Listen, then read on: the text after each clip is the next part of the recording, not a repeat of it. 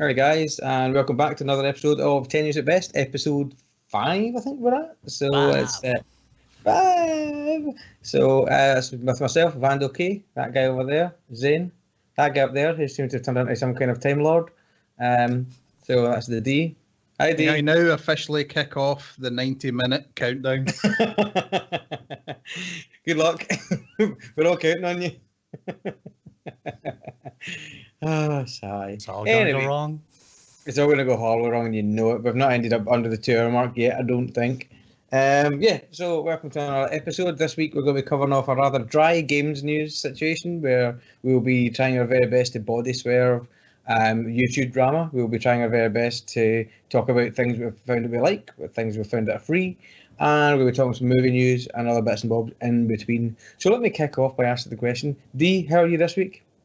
I am fantastic. I'm brilliant. I'm emotionally charged. I'm uplifted. It's all good, yeah. Nice. Xaine? Oh, I've got nothing. I got nothing, man. I got nothing. You're a vacuous hole that used to be a man. Yeah, I mean, I would see. I figured that like the last few episodes, I've had some sort of skit. I've had something like just coming out of the gate. This is how we're going to kick off, and I'm just like, nah, fuck it. I've got nothing. You saying you had skits last week? You think I'm here to entertain? That's you? why you came out the gate. I mean, I know, right? Technically, yeah, we're here to entertain you, but really, no. I've got nothing. Nice. Okay, so I think on that note, let's move forward as quickly as humanly possible. D, you're going to be proud of me. I'm going to drive this mofo home, right? Let's do it. 90 minutes. It's a cinch this week. It's guaranteed. That's it. Well, there's nothing to talk about. So do I just hang up there and we'll beat it by 86 minutes? Right, so let's start off with, does everybody love Pokemon Go? What in the hell? Have you got it on your phone? Research purposes, honestly. The green screen screwing up your phone? The green screen are really kind of screwing that up. Yeah. Have you tried it? I mean, are you saying that isn't your wallpaper in the background? I thought it was a mint Artex job. Apparently, you need to leave the house and shit. Oh, none of that. It's like, oh, fuck it. I was looking so forward to coming over because I thought your whole house was going to be decorated exactly like that. Just like that. that and vibrant pink neon pillows. Nice. Just scatter cushions, pink scatter cushions everywhere. This screams vibrant neon pink. The background does scream like some kind of Jacobean Moroccan retreat. There's a combination of things that's never happened before. Telling you, wear a pink bonnet next week. It'll look amazing. What can I say? It's as fake as the rest of my life. In a really sad note. Right, I'm going to cut the podcast right here and go and give him a cuddle. Righty, so Pokemon Go, like a lump. Xaine, what's it like? Have you tried it? Have you caught it? Is a Pokemon in the house as soon as you start it? Like, i.e., here's your first one to show you how it works? Pretty much that is just, as soon as you kick it off, you get one just kind of staring at you going, hello. And so my question ultimately is, what the fuck is Pokemon Go? It seems to be responsible for everything to kidnappings, robberies, the army finding suspects. Don't know why the army are looking for suspects, but it just seems to have this kind of weird real life implication that's changing the face of the world. I hadn't even heard of it. What is it? Xaine? Oh, do I need to hit? Yeah. Fuck all else this week. You're spending half an hour on this. It's a horrible cancerous blight on our society. It's making all those kids go outside. I mean, what the hell's that about? Too many of them didn't even know they were vampires until that point. So, this is... Do you know what Pokemon are? At least give me that. No, you need to start with that as well, sorry. Right. See, I am at least... Basically, Pokemon is a game where people who live in clouds of Cheeto dust play against little monsters. Does that sound fair? Yeah, pretty much. I mean, I am 10 years too late for the whole Pokemon craze, so yeah. You basically capture wee animated monsters in Pokeballs. I mean, I thought Pokeballs was something completely different, but that's just in Scotland, apparently. And this is taking it to a whole level of augmented reality, where basically using landmarks in and around your area. Not the furniture store, I take it. It could well be. Anywhere. Seems It's to be, been in hospitals and all sorts of shit, Aye. and like morgues. seems to be mainly churches. Like Very there's a small whole- box. Yeah, like there's a whole gathering of people outside the Westboro Baptist Church. Oh yeah, I saw that one as well. Yeah. Just to catch Pokemons, which is awesome. Anything that causes ever inconvenience has got to be good. I'm tooting. So yeah, it's A question on them, the essentially ones that church, right? Just to interject, sorry. All the kind of unfortunate events that seem to happen in America every week. And you've got these kind of idiots running about shooting folk. Why is some fuck nugget not taking them out? Do people a favour? But referring to what, sorry? The Westboro Baptist Church. Looney Balls. Aye, because they won't take them out because they're all crazy as well. So there's a certain level of craziness. There's no logic in it. If somebody said they went on a spree and they targeted all the evil people in the world, it wouldn't be poetic, would it? It wouldn't have the impact. There must be one kind of stupid fuck nugget that thinks that would be a good idea. I'm sure there is. Sorry. Yeah, time will tell. Anyway, So- moving swiftly on from possibly political dynamite. Yes. So basi- Pokemon yeah. Go. So basically, you use your phone, you go to landmarks within your town, city, wherever you happen to be, because that's what they're kind of using as focal points, and your map will show you wee Pokemons. So it encourages you to get out there and you run up to these monsters, and then using the camera, it shows them in real life in as close as possible way they can using a phone. And you flick a wee ball on the screen and the monster gets captured in the ball, and then it's That sounds like my sex life. yeah, Exactly. We started on a wrong path with Tamagotchis, and it's just kind of escalated from there. Is what it comes down to. And it's So what is the camera lit? Maybe using your is your phone lit using the camera, and it's Yeah, it's that augmented reality shit. So yeah, the whole- putting a Pokemon over a camera image, or what you actually seen on screen? yeah. So at first, what you'll see is a map with an avatar of you, and the map is of your area. It's like using, I don't know if it is Google Maps. It was originally the company that made it, Niantic, originally the game called Ingress that they'd made with Google. So I'm guessing it's a good chance it was using Google Maps to basically do an overlay. So you can see all the streets and everything that you're actually in and walking around. And on that map, you'll see just kind of wee focal points, wee dots, that'll tell you there's a Pokemon over there somewhere. So you'll walk to it or whatever, get to that point, and then it'll change to your camera. And you point the camera at where it's saying the thing is, and you'll see the actual monster itself on the screen. And you'll also see a wee plastic ball type thing on the screen, and you flick the ball to try and capture the monster. And then you can use them to battle other people's monsters. You can level them up and all sorts of nonsense. And it's all seems to involve walking, which is just a terrible idea in my opinion. All right, so we've got the phones there with the kind of giggly maps, and then you've got the actual camera with the weird freaky fella. Yeah. I believe that's a Squirtle. Wearing a football. Yeah.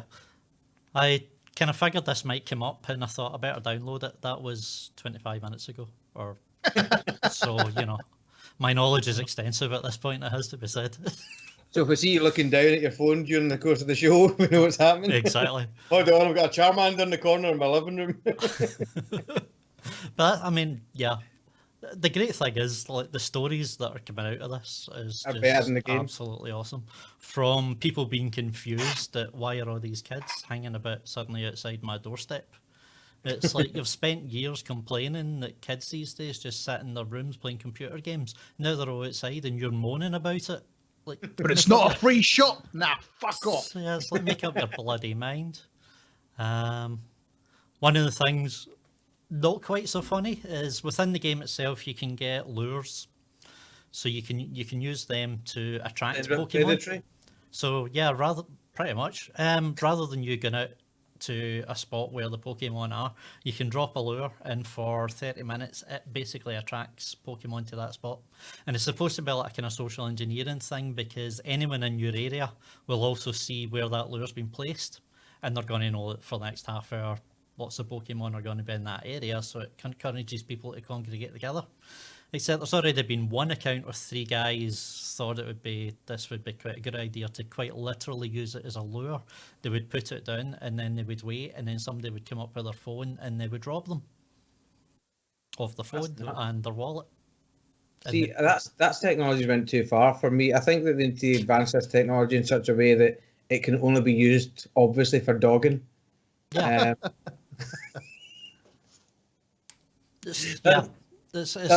It's the unfortunate thing about the progress of technology is that it will never ever take into account human beings being dicks. That's very true.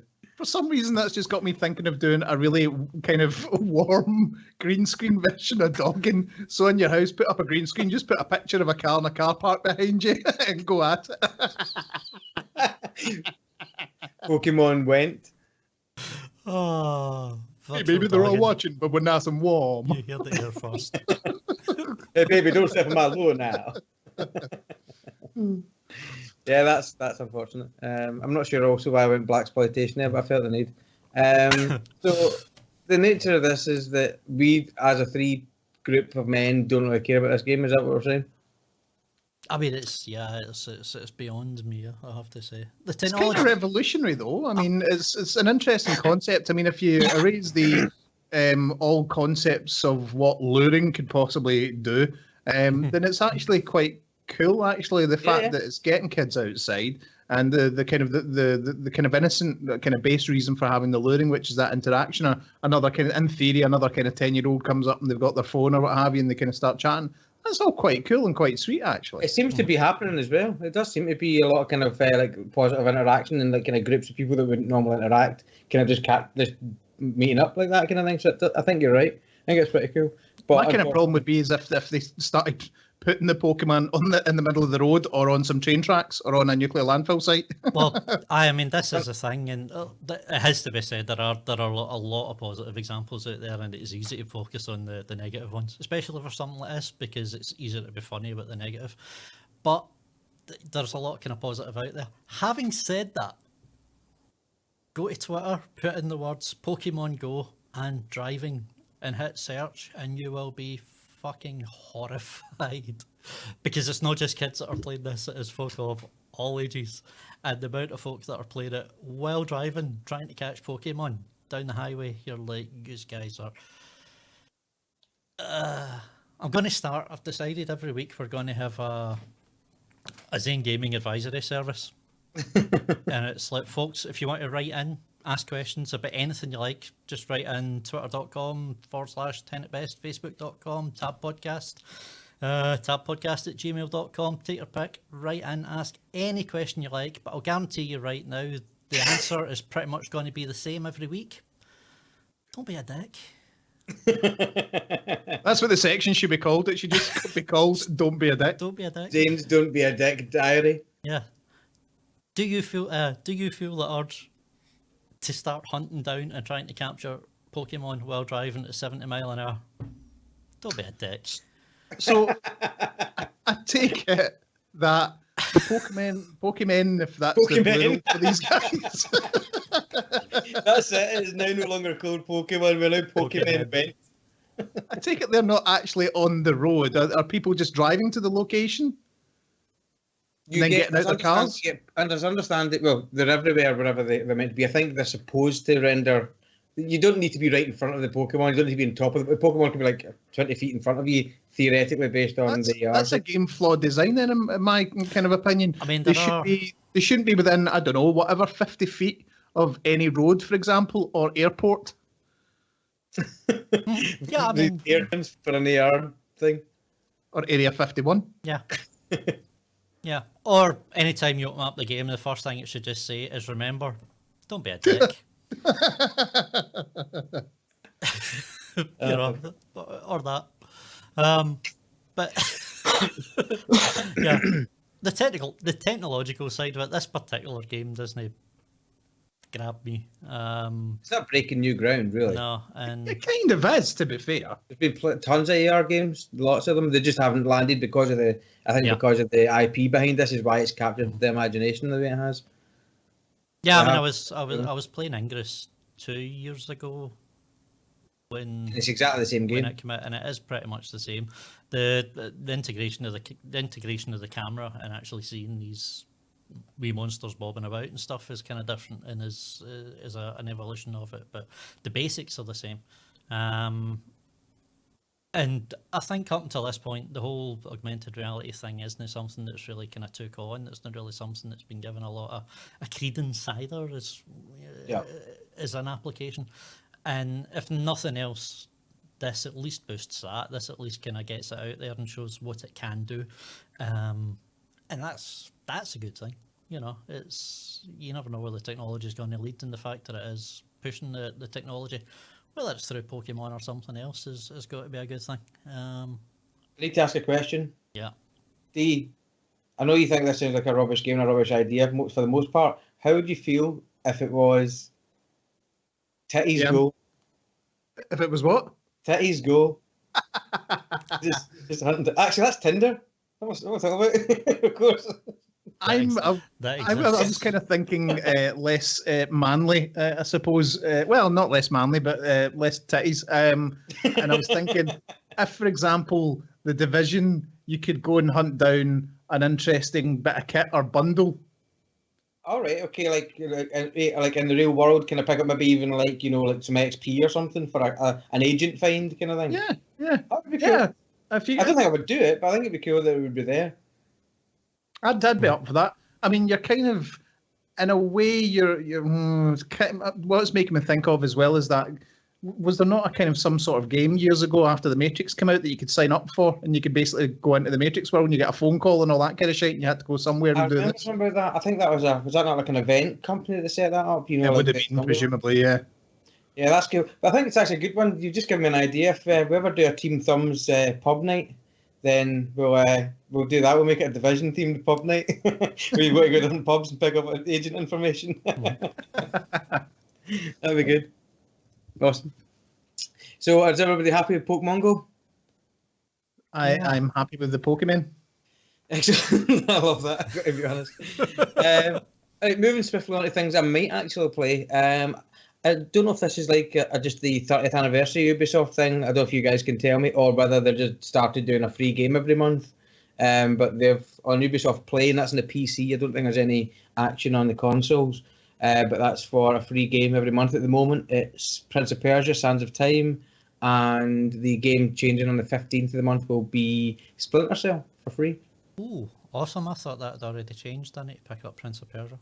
Yeah, I think it's tomorrow it changes. Cool. As far as I'm aware, yeah, it's to do with the whole 30 years of Ubisoft. Whether it continues after that, well, yet to be Splinter Cell. Whether it continues after that, I guess, is yet to be seen. It's, I mean, certainly the likes of Origins have been doing it for a while. They kind of just every now and then just kind of throw out a random, here's a free game if you're on Origins on the PC. Yeah. So, yeah, and obviously Xbox Live and PSN do it, but you're kind of paying for it. Yeah. So, but yeah, free games. Who's going to say no? And Splinter Cell, okay, it looks dated now, but it's still a bloody good wee game. And I'd still play that the night if I had. Yeah, and I think you know what, Sands of Time, ironically, might have sparked off the whole Assassin's Creed franchise. But I would still argue that Sands of Time. Is that old? Aye, it predates. It basically is what became Assassin's Creed. It kicked off the whole kind of free running thing.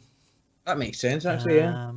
The Assassin's Creed uses, and I would argue that it certainly is a better game, certainly than the first Assassin's Creed, anyway.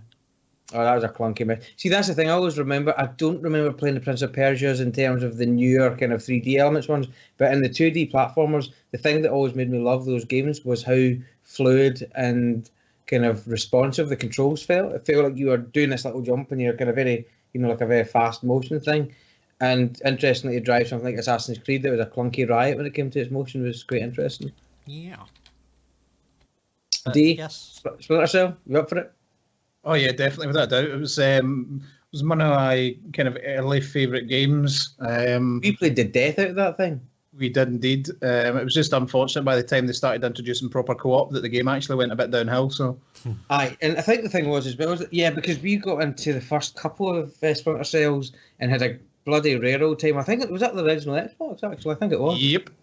Had a railroad time on that, and then. Do you remember we did the thing where we would refuse to finish a level if we get spotted even once? So they just keep going around hitting people with doors. Amazing. But so that's, I think what I found is that they stopped co-op for a while, then they did co-op, and it was like some weird spies mission thing that wasn't quite as fluid. I really like when you get a good co-op story to play through together, and I miss that a lot. But yeah, definitely going to be downloading that. I didn't realise it was that old. That's quite scary. Anywho, yes, and if you watch this within the next 24 hours, make sure you pick up Sands of Time. And if you watch this after 24 hours, fuck you. Nice. Speaking of rip-offness, D, I believe you had that debacle this week. Yeah, I was a bit of a silly little Willy. So I remember last week us discussing Red Dead Redemption and how sales had increased kind of whatever 6,000 or whatever % and all that bollocks, and how much I was looking forward to it, and the fact it was going on sale on the Friday, or you could buy it on the Friday. If you pre-ordered it, you would get it on sale. And I'd gone to do that, couldn't find it initially. You'd sent me a link, as I was thinking, I'll get that later. I get wrapped up in something else, and then last night I went to go and buy it, and it's £24 fucking pounds. How much was it in the sale, just to be clear? £9. Not to rub that in, but and how much is it now? 24 fucking pounds. Do you know what though? That's quite. What's funny about this? Not funny for you, but funny for us, is the fact that we see so many sales on all the time that you think, oh, that's gonna be like a pound difference. You just do. So some of these game sales are actually quite exceptional.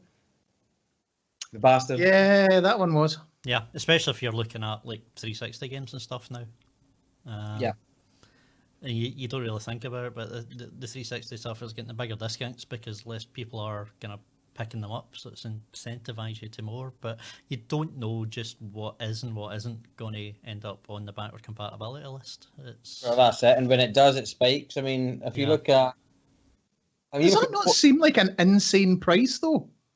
Just generally speaking, 24 quid for a game of that age. Well, yeah, no, you still buy a 360, so just because you've got the older console doesn't mean you get everything for pennies, I think that's kind of the thing. And also there's that kind of supply and demand. If they know that the interest is going to spike, then of course you stick the price where it's going to be. Hell, you can see like games on like, I think was it Evolve, which is like lauded as probably a heap of shit. I don't know anybody that played with that more than a couple of weeks at most. And that's still like $54.99 digital. You're kind of going, who's that? Is it? For? Aye. It's really strange. I wouldn't pay that divided by 10 for that game. Neither would I. But apparently it'll be free very soon, I reckon, for free to play. I think that's where they're going with this. £54 for literally a pile of steaming shite. Hey, we've all bought steaming piles of shit. We've all done it. Sometimes it's actual legitimate piles of shit. But this wouldn't even be. This would be a digital pile of shit. So it's not even a physical pile of shit that you can put to some sort of use. That's very true. It's a pile of shit with a monster in it. Who wants that? Digital steamer. Well, you were saying, Xaine, that Red Dead's a much smoother experience on the Xbox One. Yeah, if either's picked it up, if either's tried it yet. I haven't done. I've just. Did you just listen to what I said? I can admit I missed the part. I mean, I caught the price part. I just didn't catch the part whether you actually bothered to pick it up at the £25 or not because I was too busy laughing my ass off. You can get it physical. You can get it physical for £20 on Amazon.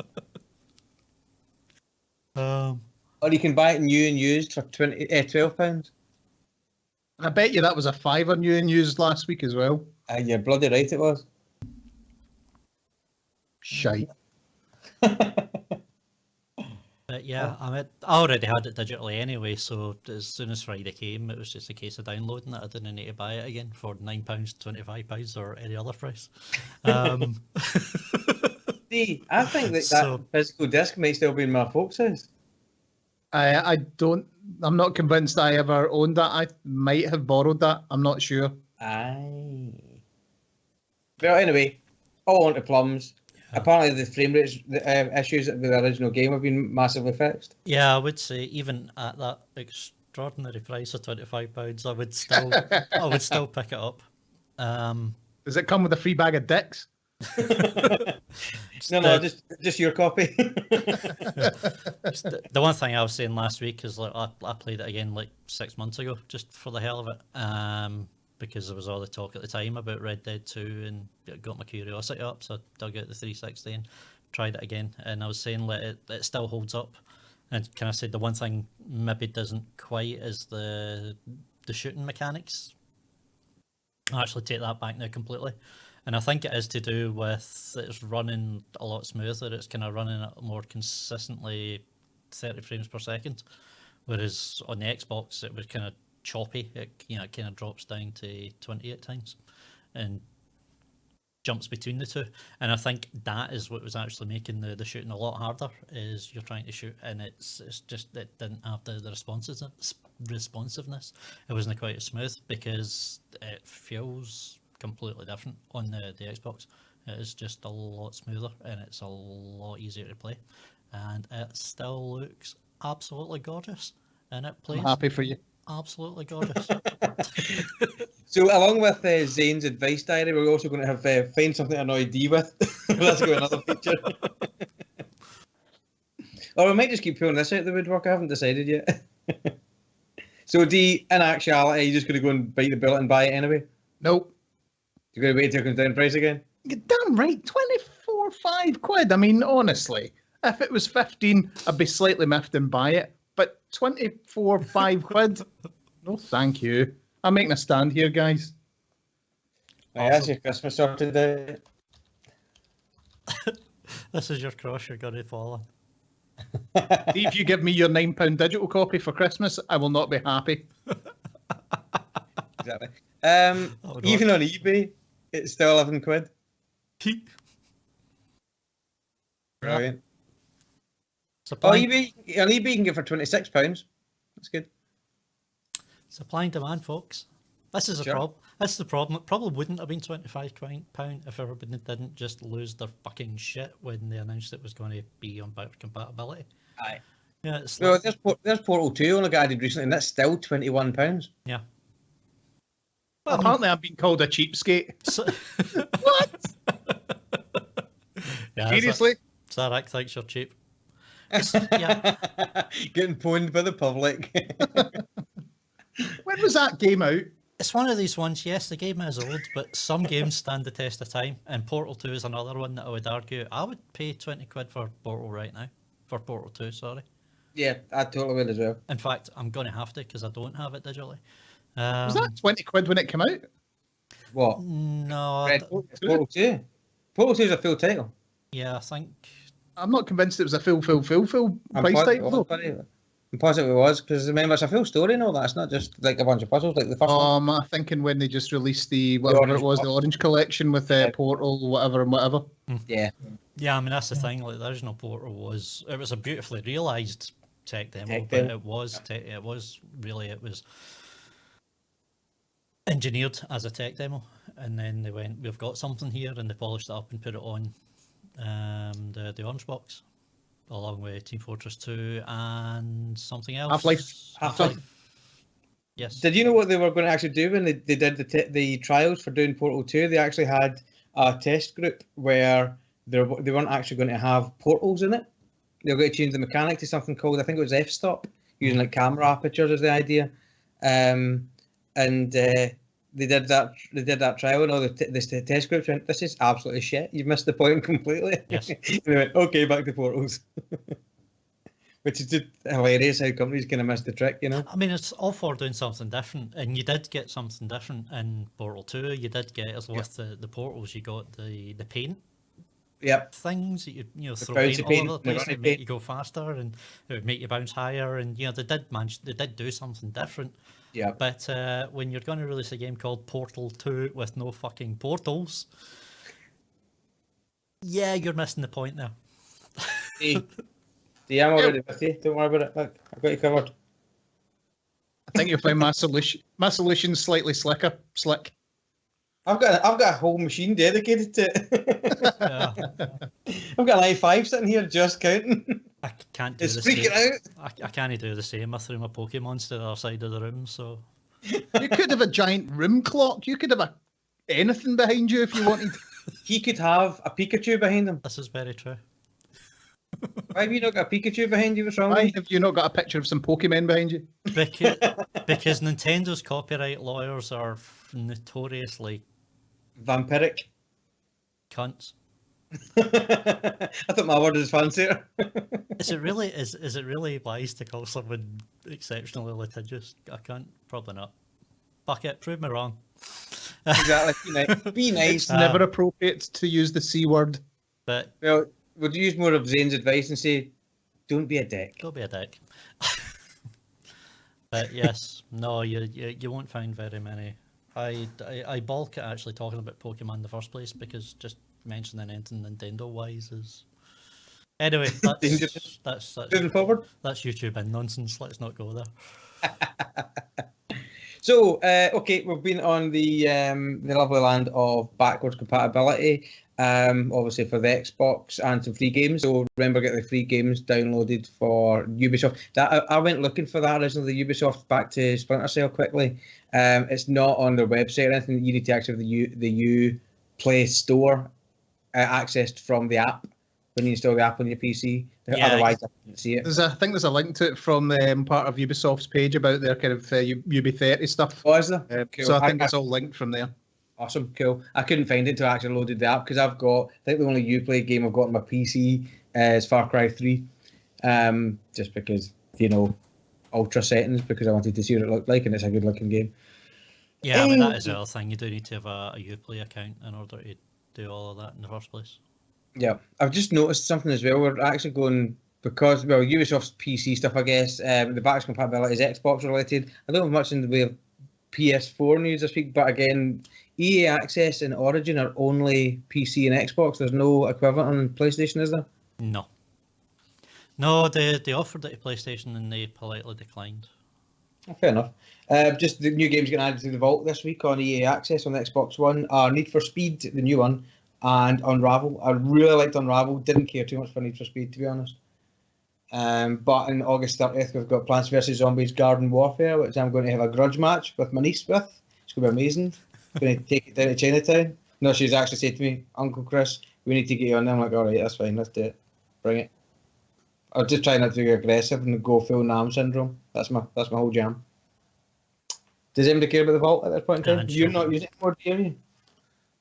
I kind of half want to have a play about with that Unravel game because it just looked really nice, but I'm kind of sick of side scrollers because of the kind of what basically Xbox Live Gold kind of free game giveaway was for about a year, which was just side scroller of the month. So yeah, I'm getting a bit bored of them. Yeah. Unravel is great. Again, it's much like the kind of Max and the Curse of Brotherhood or Limbo. It's all about simplistic, driven by mechanics. Although Unravel is stunning, it's loaded with feels. They're really going for this feelsy thing. It's all about you must feel something, and it shakes you by the lapels until you get blood into your head again. Big head, not little head. Yeah, really, I really enjoyed it. I think we actually paid full price. It was about 25 quid for it, which is quite a lot for a game in this day and age. You, sir, are an asshole. I couldn't help myself. It was actually 25 quid. But yeah, so it's really good. And at the end of the day, if there's two games in that vault you like, for the sake of £20 a year, it's good value. It really is. I mean, that's what I was saying last week when you kind of wandered off camera for a bit, is I had it because that was my thinking. Is well, if you pay £20 for the whole year, I don't remember what it is a month. $3.99. If you know for a fact that there's going to be maybe 4 games over the course, 4 EA games, I should say specifically, over the course of a year, then what they also do is they give you a 10% discount on any game that you buy. So if you're buying 4 £50 titles off a EA, then you're going to get a £5 off each of them, which covers your £20 for the full year. So as long as there's 4 games that you know you're going to get, you're essentially getting everything else in their catalogue. Yeah. Free, because you'll make it up in the actual games that you just bought. As it turned out for me, that didn't really be the case. Didn't find 4 games I wanted. But you love Madden. You love NFL. Oh, I'm just totally right in it. Aye. I'm the same. So I think I'll probably pick it. I mean, I cancelled it. Not that. In fact, I think it runs out. Was the date? I think it runs out maybe 2 days' time.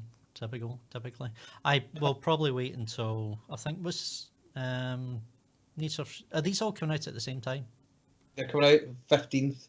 Need for Speed and Unravel. PVZ is the 30th of August. Yeah, I'm not really too worried about Garden Warfare, but I think I'll probably just sub for a month and play through Need for Speed for a bit and play through Unravel and then just let it go again. Which I suppose is the other. I'd go for a driving game as a group if you're up for that. That'd be good fun actually, because we've never done that of all the games we've done. So yeah, not for a while. Yeah. So yeah. I suppose that's the other good thing about it is you can just drop in, pick it up for a month, sub for a month, play the games you want to play, and jump back out again. So yeah, you're not completely tied to it. It's an interesting way of doing it because I mean, are all these subs just going to? Is this going to be the new thing? Are we going to just? We're not going to buy any all games. These companies where you're just. It's back to leasing your pants, isn't it? It's like, are you just going to be leasing every I mean, it's getting that way on the television between Netflix and Now TV, and I mean, the States it's even more mental than it is here. Yeah. And that's what people are starting to just do is, they'll cut the cord completely, but then they'll sub for a month or 2 months to a particular thing. I mean, pretty much just did it. We subbed to Now TV for 2 months while Game of Thrones was on, and then there was nothing else after that, so you just cut your sub until the following year and just pick and choose.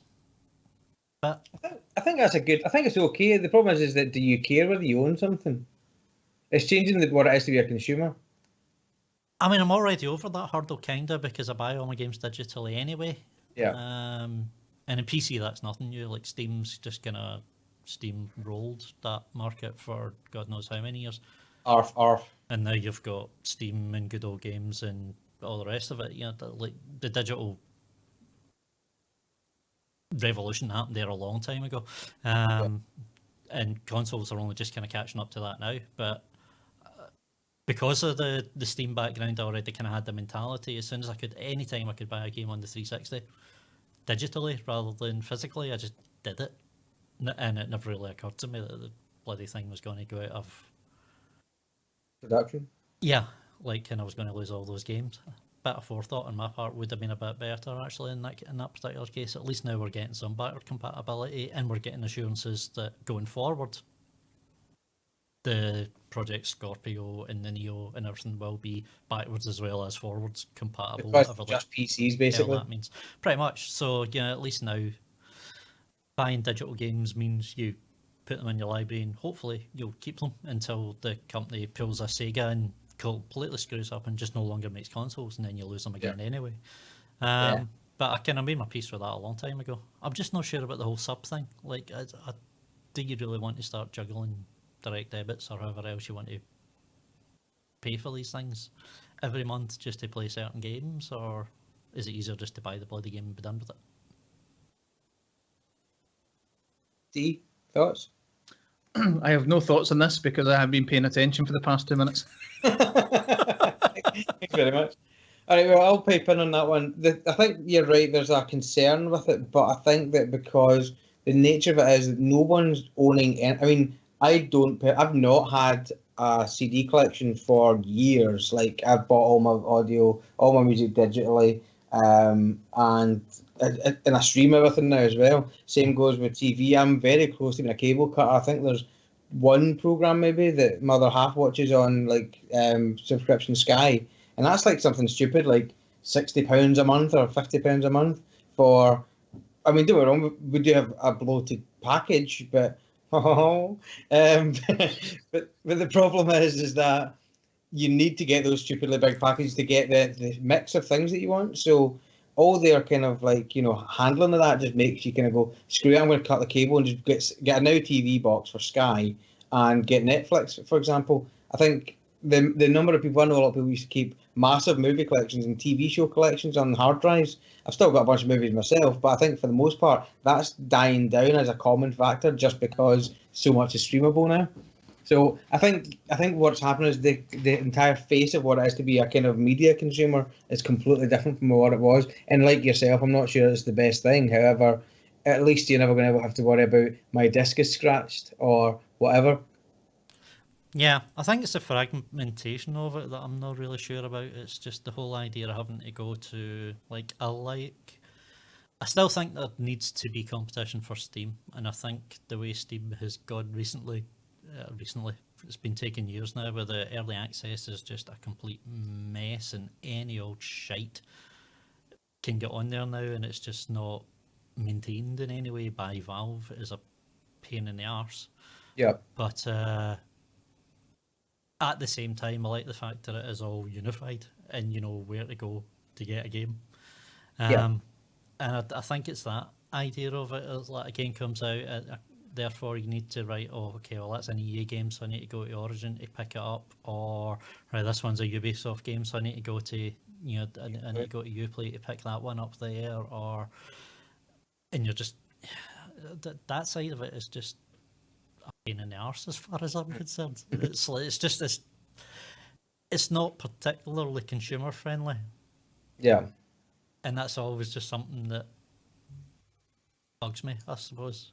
What you probably end up getting next is more of a kind of distribution channel kind of thing. So like Amazon, for example, will have Amazon Digital Marketplace, and it'll be a kind of cohesion of everything.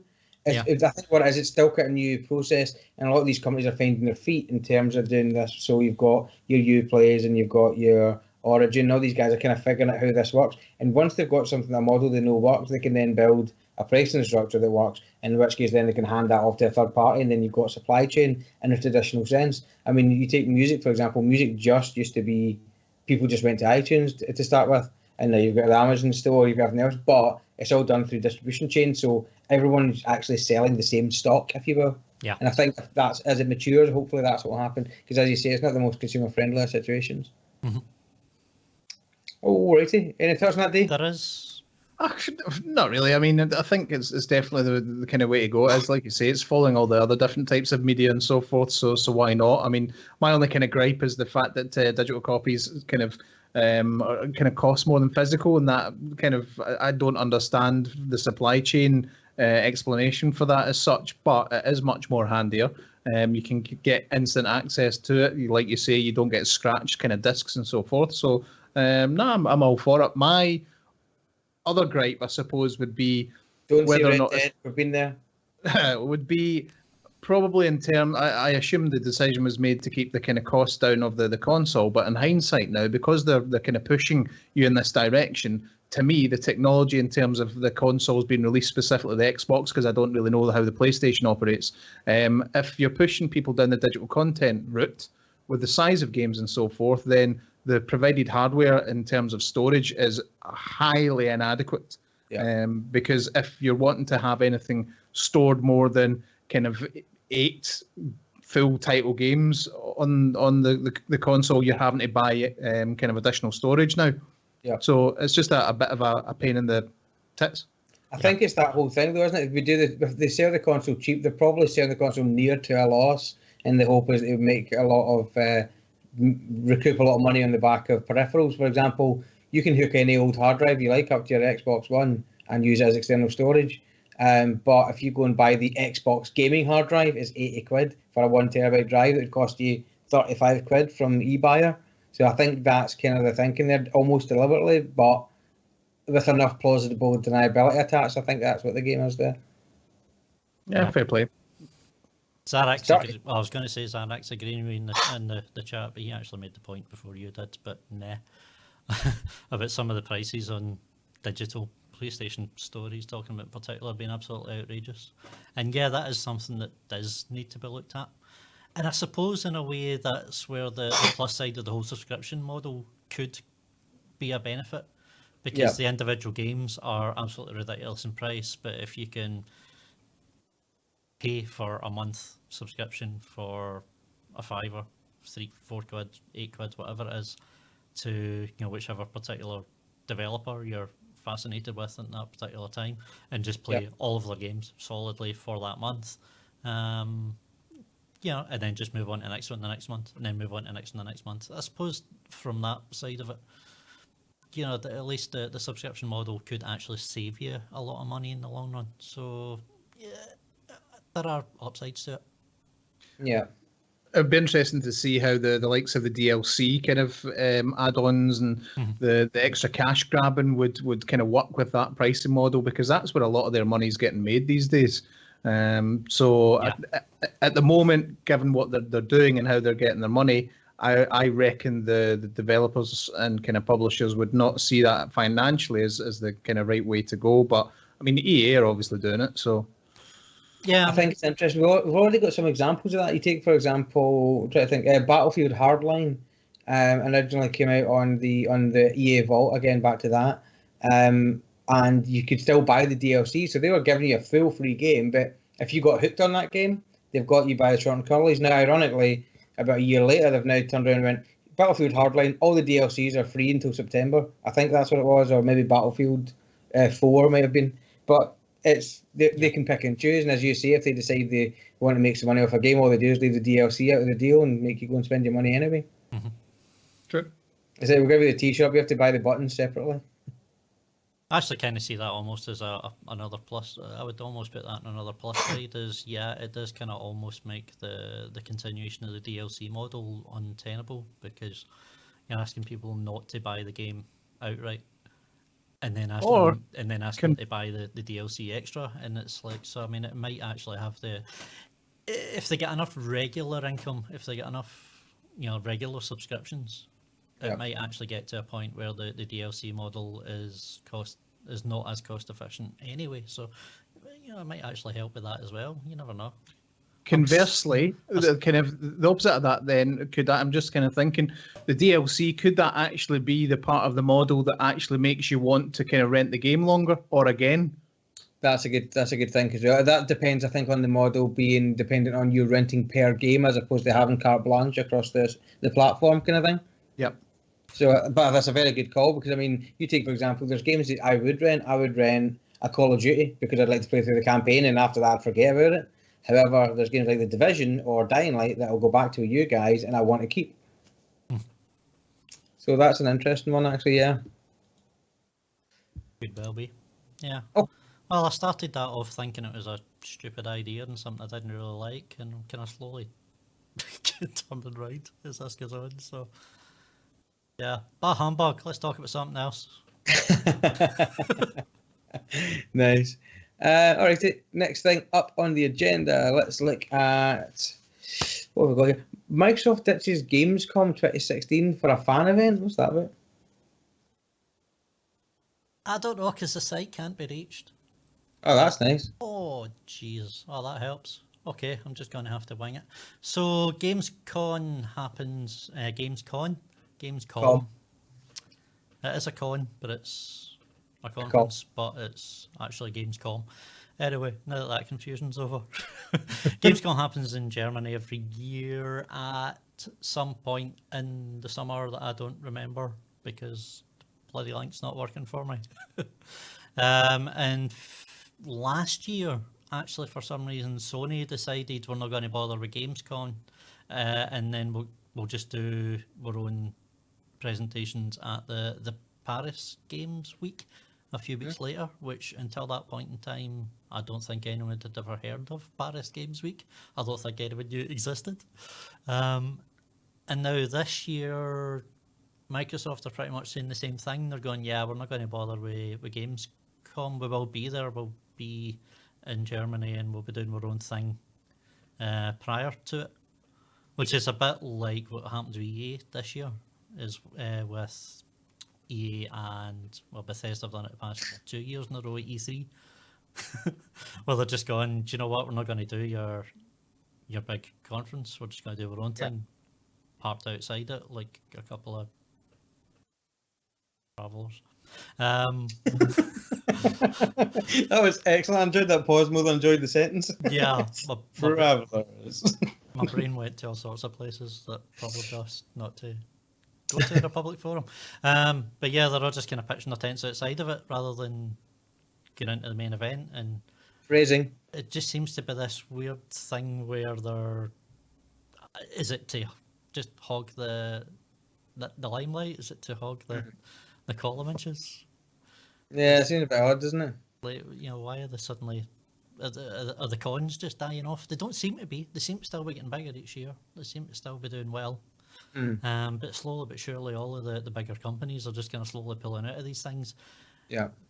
But only by a couple of days. They're still quite happy to go, well, everybody's going to be there for Gamescom and everybody's going to be there for E3, but we'll just hold our thing the day before and grab the same audience. They're quite happy to still use that rather than try and do like their own thing.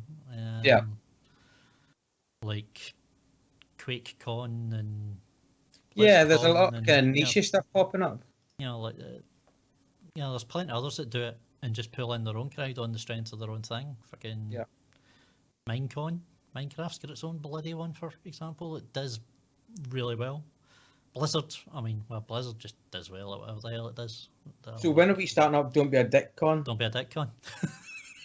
Yeah, that'll happen. We'll start that next Saturday in the pub, I would say. I think a big shout. D, that was a beautiful picture of a pissing statue. Enjoyed that. Thank you. It was supposed to be suggestive. It was very clear. It wasn't suggestive as much as it was implicit. Implicit. Piss on that. I also like that it was peeing on your own initial. That was good. Hey. But so moving on from that, we've got a lot of kind of games chat going on actually this week. What's your thoughts on, well, actually tech, I suppose, and games. What are your thoughts on the Microsoft 180 we got this week? The Play Anywhere. Yes. Yeah, so do have to preference. So you're saying we've got a lot of games this week? A lot of games news this week? No, we bloody don't. This is why we're dragging out things like this in the first place. Well, we have games industry related news. Then that's... So basically, Microsoft put out a statement on one of their websites. I think it was the Windows website actually, rather than Xbox. Basically saying how every new title published from Microsoft Studios will support Xbox Play Anywhere and will be easily accessible in the Windows Store. So it's this thing that we're talking about at E3, where any Microsoft Studios game, so Halo Wars, for example, buy it for your Xbox, you'll be able to play it on your PC. If you buy the PC version, you'll be able to play it on your Xbox.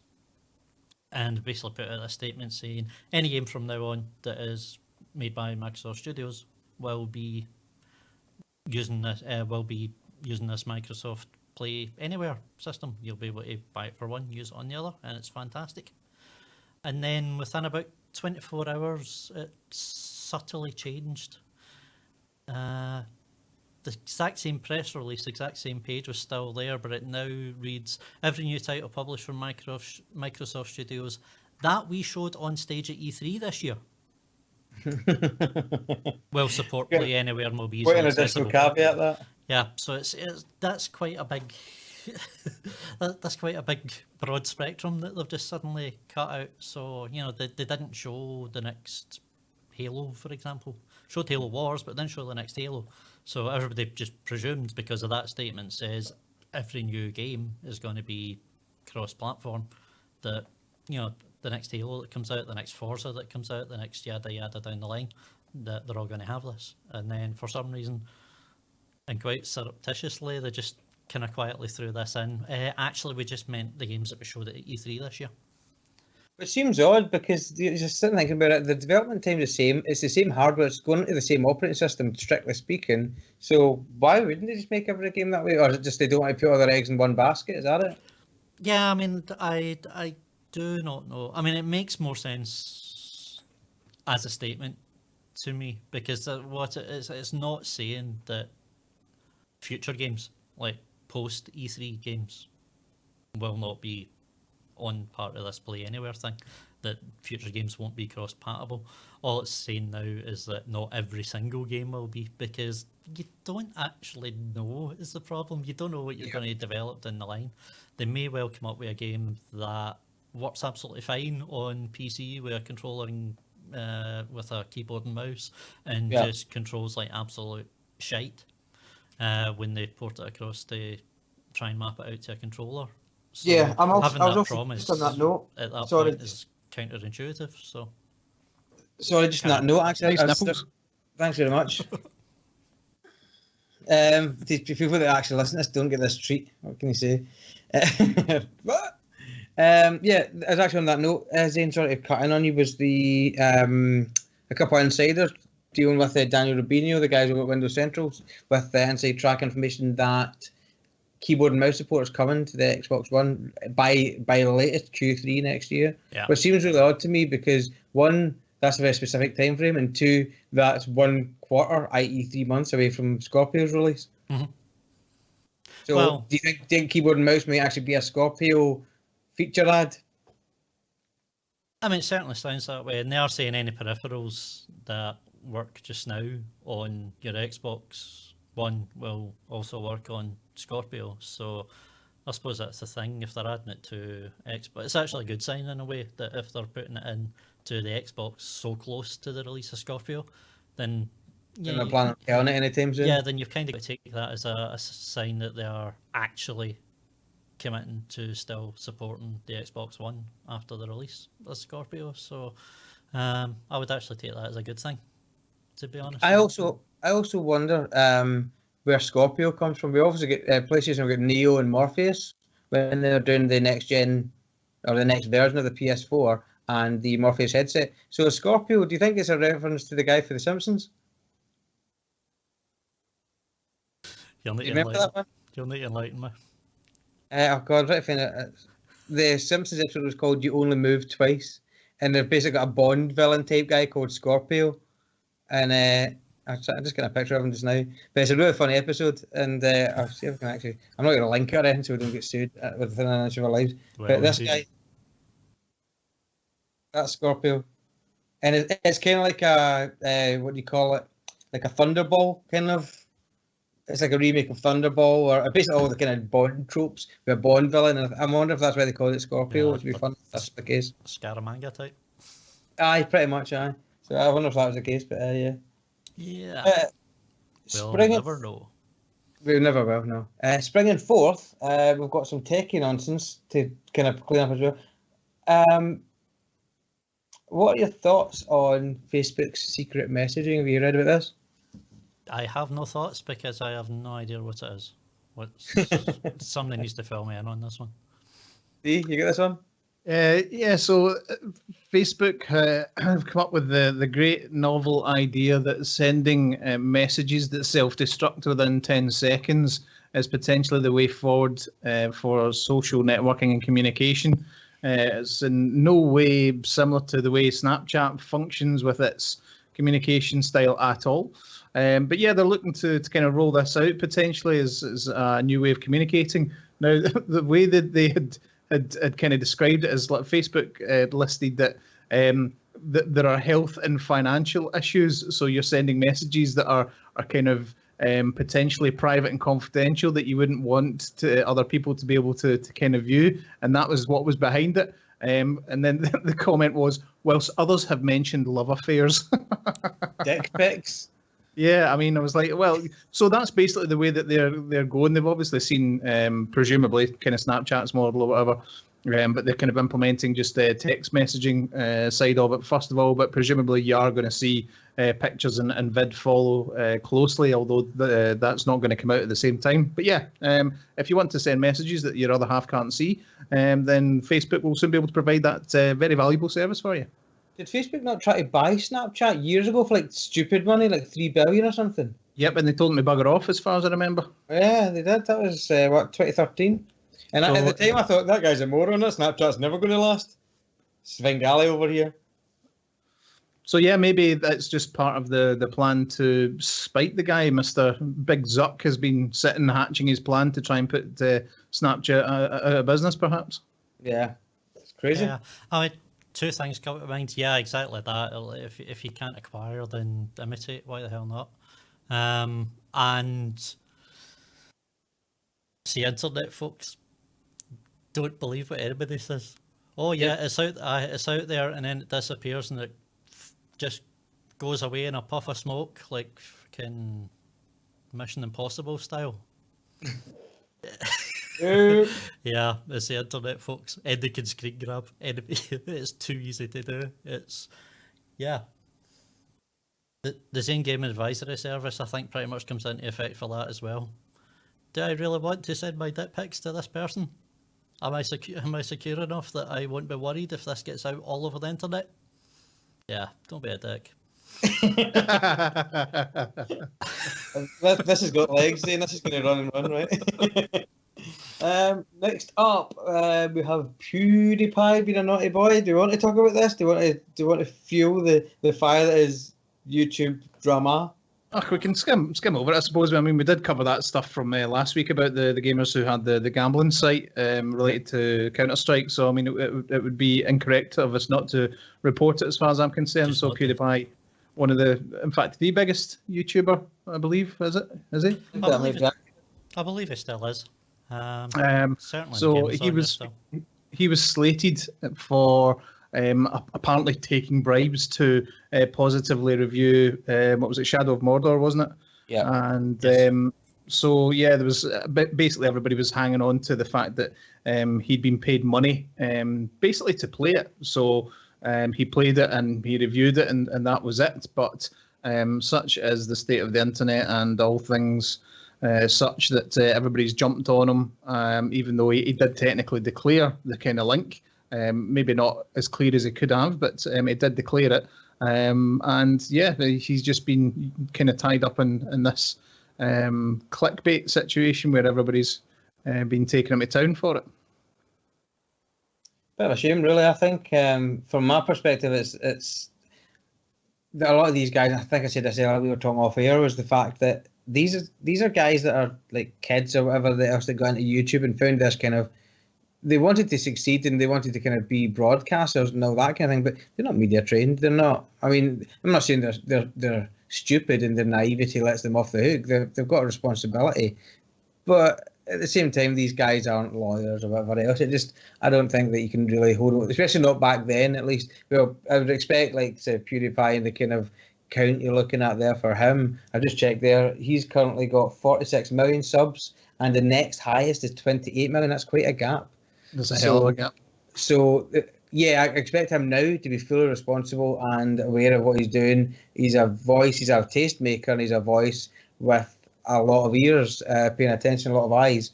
But back a couple of years ago, I don't know. I think he's made a small booby. If he didn't kind of knowingly just not declare it, then it was a bit naive. It was kind of like a couple of years ago, right enough, but it's certainly not kind of up to what he's getting slaughtered for. There's a great kind of rebuttal kind of reply video that he's done with regards to it, and at the end he starts declaring he's sponsored by everything, and the last thing he says is the fact that he's sponsored by CS:GO Lotto, which I thought was a great touch. So yeah, it's always good to get kind of two sides of the story and then make your own mind up. That's my advice this week. Yeah.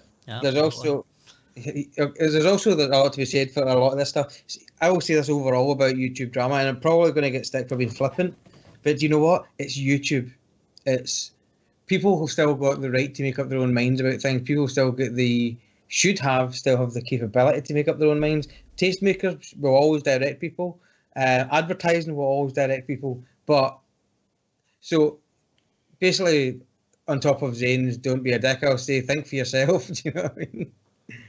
Always. So it's one of those things, and these guys will get kind of crucified for it, but maybe the attack should be on the marketing strategies of these big companies that are designed to market, as opposed to on the more influent. If you take, for example, using you're a YouTuber, this is your job, this is what you do for a living. If some company turned around to you tomorrow and says, "We'll give you $100,000 to say this game's good," if you weren't thinking about it, I would think you're crazy.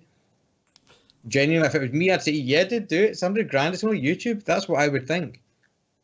I would. You'd probably turn it down because you're one of those nice people. I would take a look at the game. Certainly, I would Do it on the basis that you actually believed in it. do the game, and I would declare the fact that it is an advert, and I would be very careful with my words while actually playing the game at the same time. Yeah. Because at the end of the day, all you've got to go on this. At the end of the day, all you've got to go on this medium is your integrity, because you can very easily sink yourself overnight, and you've got to ask I don't believe that. CSGO Lotto didn't prove that at all. Well, exactly. I find this one a hell of a lot trickier than the CSGO one, because it's. I don't think it's the same by any stretch. It's not the same thing where they set up an entire company just purely to deceive and con you out of your money. For those Teaching listening to kids the to podcast, gamble. that was an excellent face. With this, is it wrong? Absolutely. What irks me is the fact that Pewdie's, because he's the biggest, he is getting a lot of stick for this right now. And it's not to say he doesn't deserve the stick to a certain extent, because anyone that read that particular contract that they were given, where a lot of it is fine, a lot of it is, well, we're going to pay you some money and we want you to play the game and we want you to make it do it in a positive light. And it's like, well, that's advertising. That happens. People advertise things. That happens all the time. And you don't advertise something to get a lot of money off a company and go, that game's shite.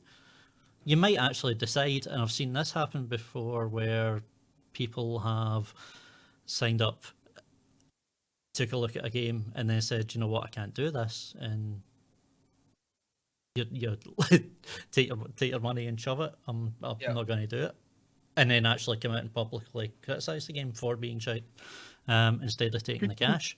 Could you not do the thing that Wayne's World did when they started getting sponsored? And like Wayne would like kind of have some sort of board basically saying this guy was a douche or whatever. Sitting with a can of Pepsi, you know that? Yeah. I mean, product placement is absolutely rife on YouTube as well. Don't kid yourself. That is definitely out there. Oh, Instagram as well. Instagram's completely powered by product placement. Things have changed a lot since then, and that's not to excuse them. Like the contract itself was pretty clear on what it was trying to do. The fact that it wanted you to have all these links, and then have the disclosures at the bottom of the links, so that you couldn't actually see it, so that it was under the fold. Unless you hit show more, you couldn't see the fact that it was an advert. So things like that. Yeah, these guys did this, and they knew what they were doing, and that is wrong to do. Absolutely.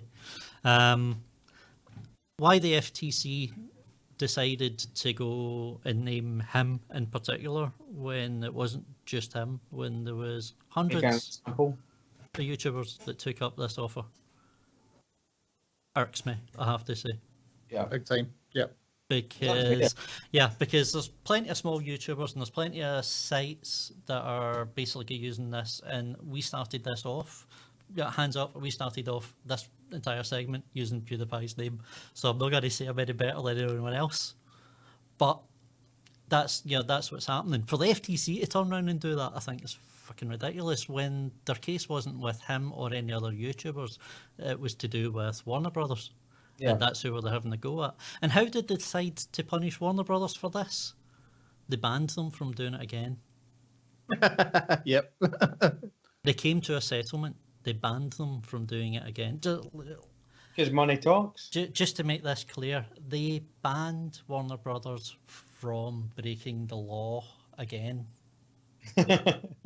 That's justice. Yeah, what the fuck, guys? How does that sort out anything?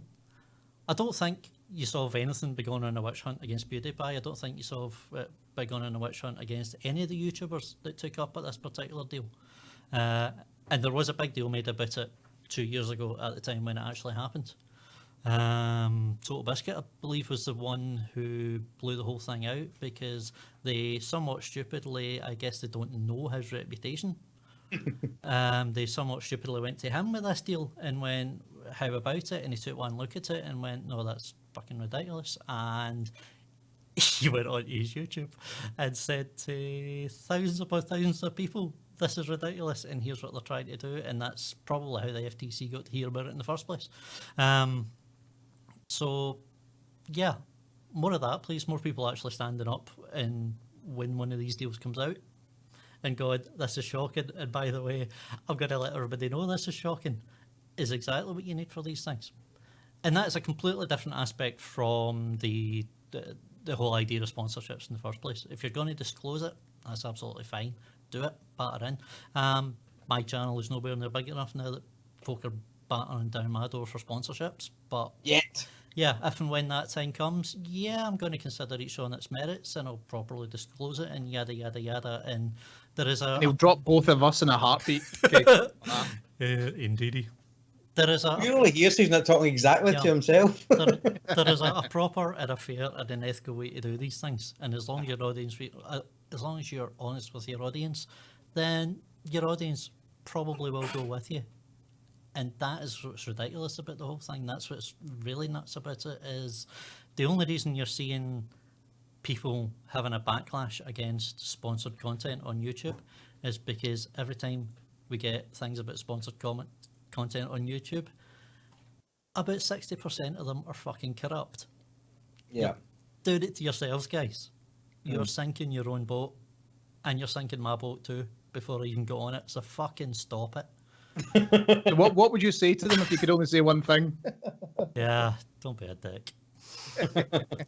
Can I please record that off? I'm going to record that off this podcast and use it as my text messaging tone when you text me. That could be your ringtone. Just like, don't be a dick. Or if, yeah, that's what I'm definitely going to do. We'll do that. I'll change it from the take care folks one. Although I did say that once, it freaked me out about when my phone in the middle of the night went, take care folks. I went, oh. Yeah, that's just weird. When D texts me, it goes, a strawberry. I had too much time in my hands when I was working my last job. What can I say? So moving quickly on from the strange and vacuous hole that is gaming at this point in time. Hopefully next week we'll have some more fun news and some game releases and maybe some game reviews we can talk to. That could be quite cool. Yeah, I'm all over it. So moving swiftly on, we have some chit chat on.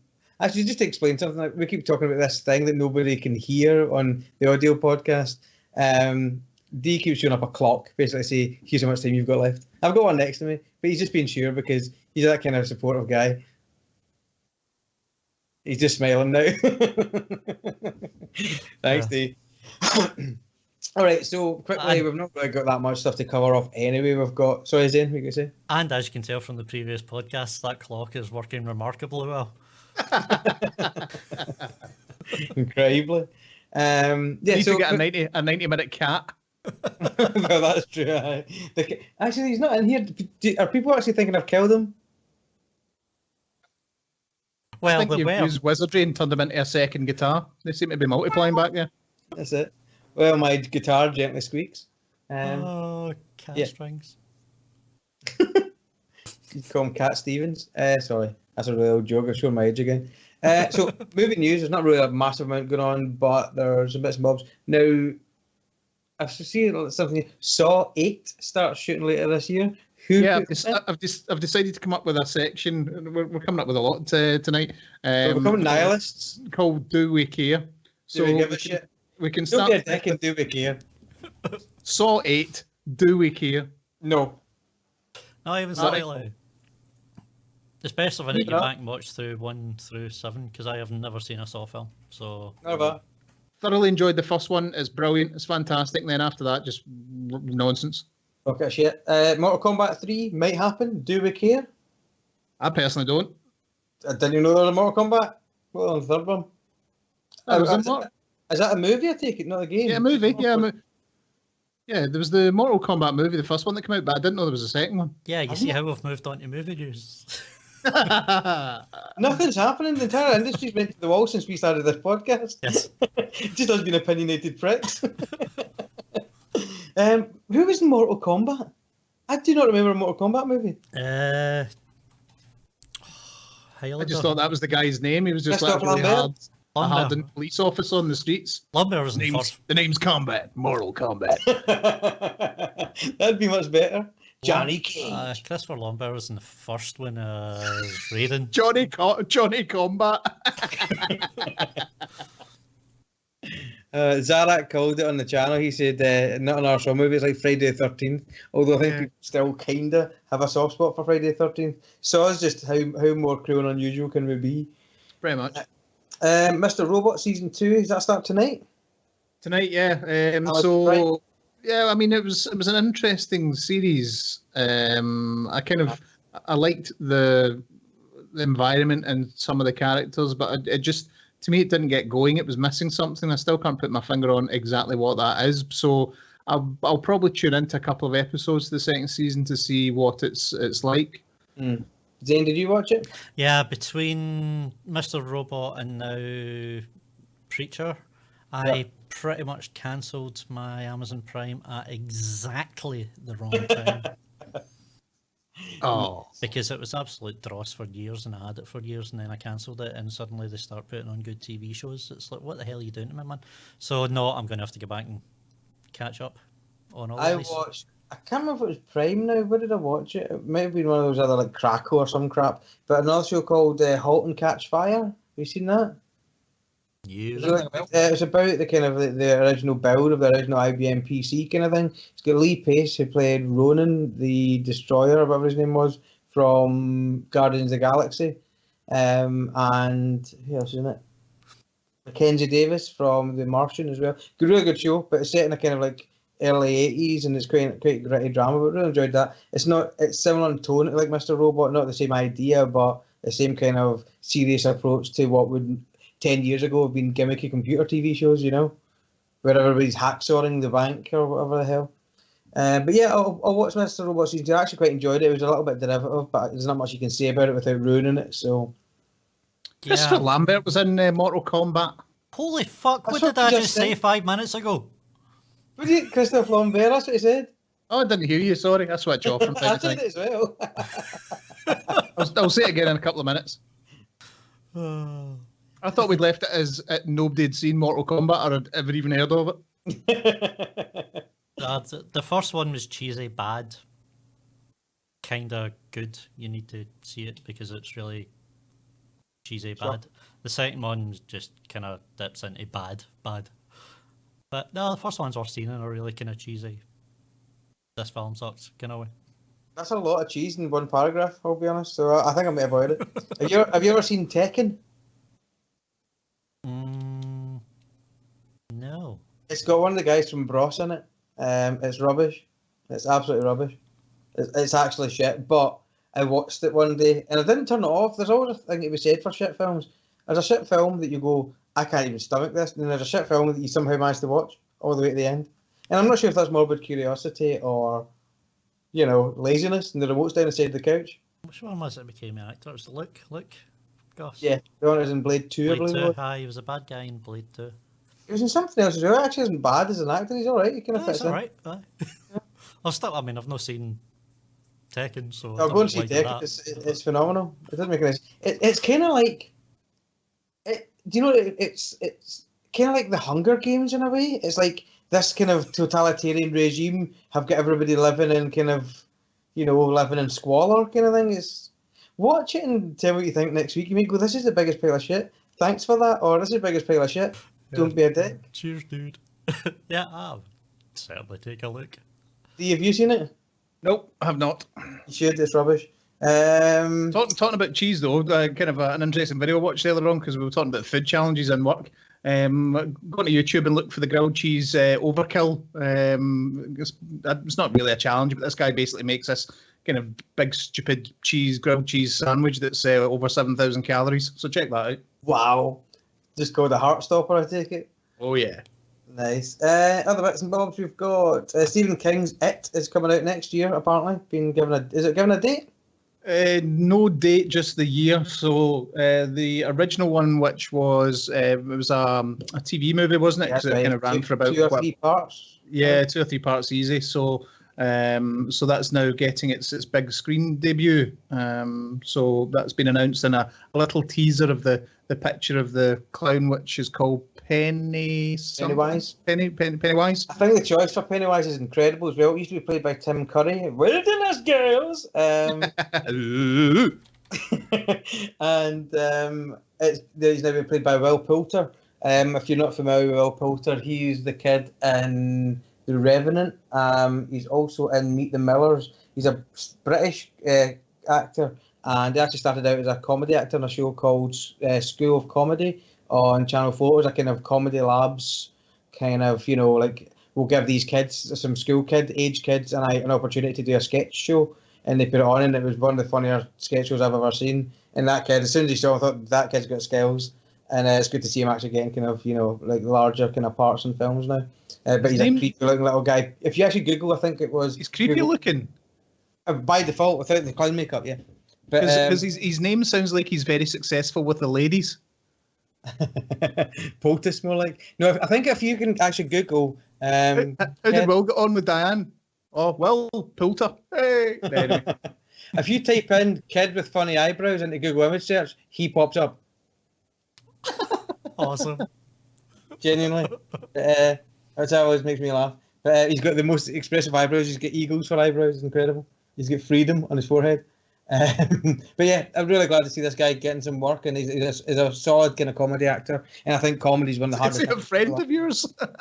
No. I think it's just because I watched this School of Comedy thing about 10 years ago, and he was literally a wee boy as a kid, and you see somebody kind of come through from like obscurity in Britain to doing well. Okay, like the same fondness I've got for Simon Pegg, just that one of our guys did something awesome. I like that. Does look familiar. You've seen him in other stuff. He's been about the place. So yeah, that's going to be interesting. I genuinely think it's one of the kind of classic things that just puts the fear into a lot of people by default. So I'll be interested to see what they do with it. He's one of those kids that was in the kids' School of Comedy. What did I literally just say?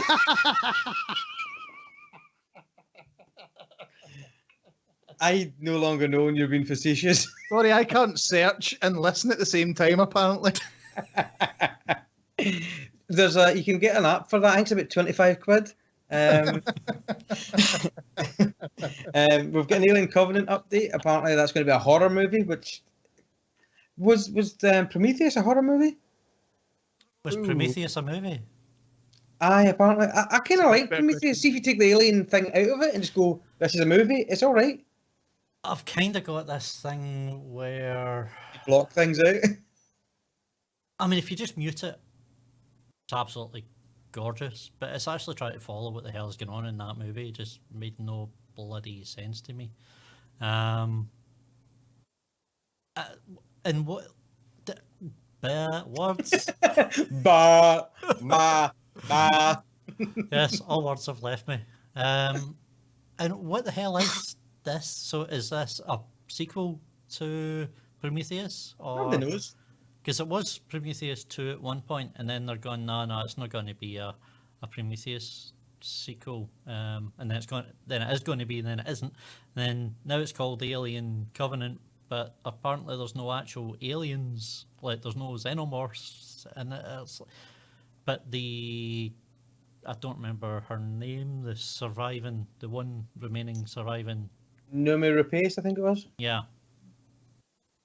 So the one remaining survivor from Prometheus is in this, which suggests it's a sequel, but it's like, Ridley, what the fuck are you doing, son? Just makes no sense. Just make a bloody aliens movie and stop fucking about. Here's the thing, just shut the hell up, go away, make the movie, and then go, here you go. And folk will be a lot happier, because you're just confusing the shit out of everybody, son. Like, Yeah. No one actually knows what to expect because they've been told about 14 different things by the time you actually get there. It's like I've given up trying to track what the hell it is. Yeah, Zarak's saying it's a sequel to Prometheus, but before Alien. So thanks for that. Yeah. He obviously hangs out with Ridley Scott because we don't. I mean, this is the thing. Like, this time next week, that'll have changed. It'll be something. It'll be something else completely. Yeah. Weird. I do have to say, Ridley Scott could just film a dog turd on the side of a street, and it would look spectacular. The man is just he is a visionary brilliance. But my God, that film just made no bloody sense whatsoever. I'm looking forward to it. I did enjoy Prometheus, and I'll definitely watch this when it comes out. I'd like to kind of, I think it's one of those kind of like almost like when you want to watch a TV series, it'd be good if we could leave the Prometheus series until it's done and then watch them all and try to piece it all together that way. It'd probably be a masterwork by the time it's done. Yeah, I mean, it could well be. Right now, it just makes no sense. It looks like a. I was going to say it looks like an inferior copy of Alien, but it doesn't. It looks tremendous. It looks absolutely fantastic, but I mean, it made no sense to me as a movie. Dave, your thoughts on Prometheus?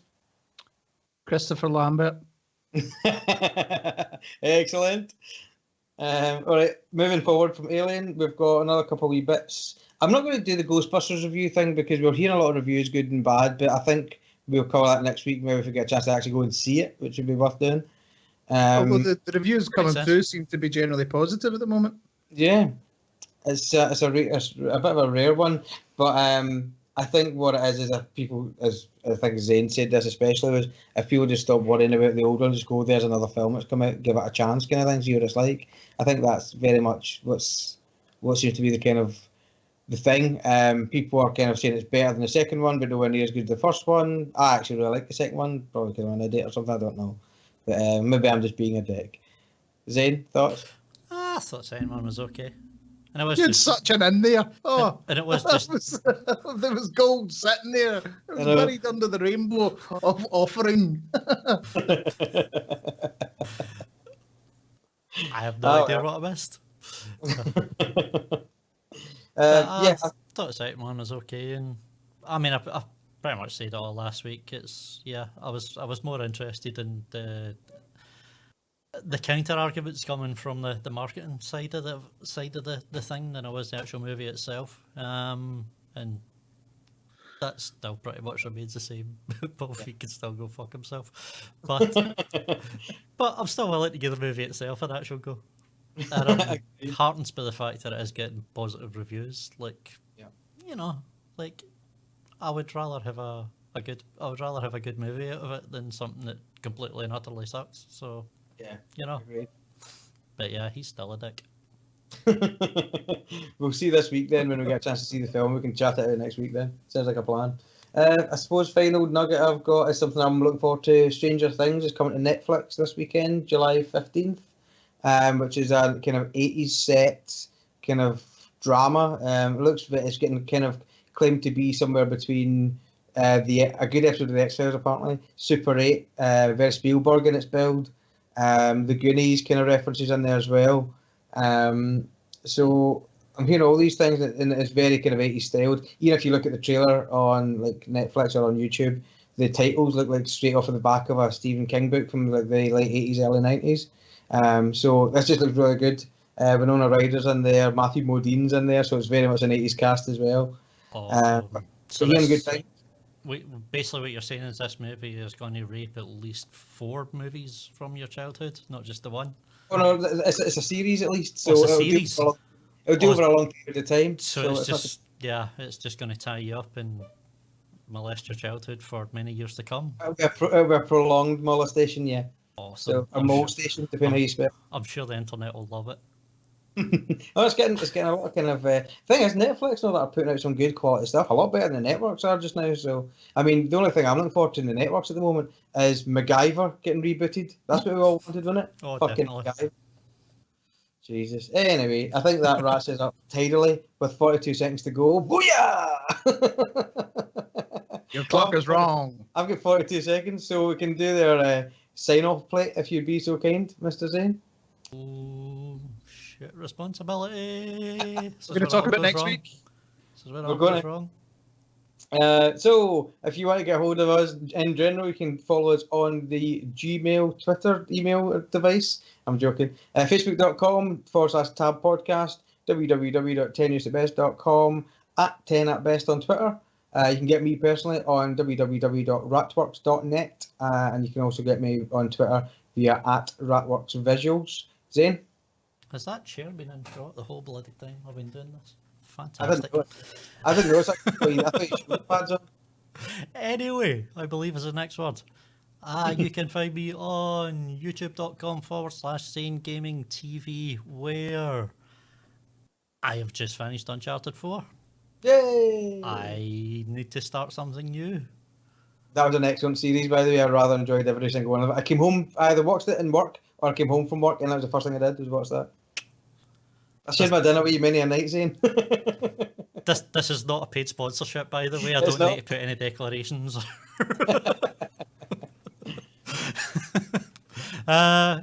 You can, if you want to get in touch with me, twitter.com/Xaine Gaming, facebook.com/Xaine Gaming, and as I said, if you need any advice on anything, hit us up on any of the addresses and I will tell you. Don't be a dick. D, you want to bring something up about next week? No, I was just going to say, in relation to next week, I was just going to say if we want to kind of advertise what we're doing. Yeah. Or not doing. Next week there will be no podcast due to the bold Xaine going off planet. So there will be myself and the D are going to play a little bit of the Division, I believe. Yep. And D's going to walk me, who's not played it yet, through the underground. So if you want to get a wee bit of a kind of heads up on how that actually runs, that'll be fun to join us for the same time next week.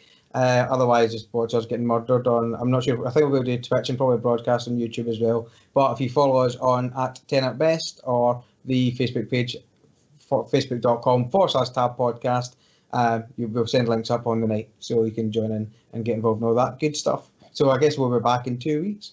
Sorted. I should probably say for the Xaine Gaming, anyone that is watching the channel, there will be videos next week.